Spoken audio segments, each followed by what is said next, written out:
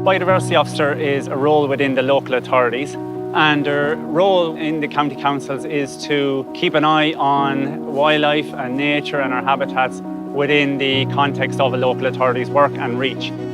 Part of the role will also be to keep the local authority in line with their obligations for nature and the environment, tie it into the climate action in the county, of course, which is so vital now, and also to support communities and stakeholders and others into making gains for biodiversity and restoring habitats across the counties. The Heritage Council are paramount in all this. They instigated the whole scheme and they're part funding the local authorities to put the biodiversities in place across the country.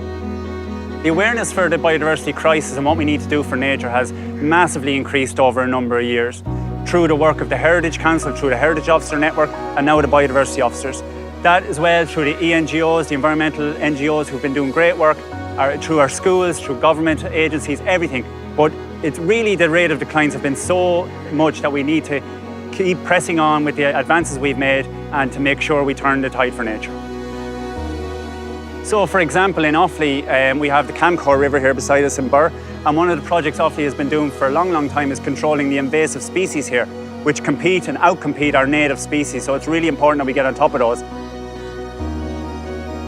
There's no silver bullet to resolve the biodiversity crisis, so it's wherever we can make gains, proactive measures to restore nature across the Irish environments. So everyone needs to put their shoulder to the wheel to do the small actions to improve biodiversity in this country.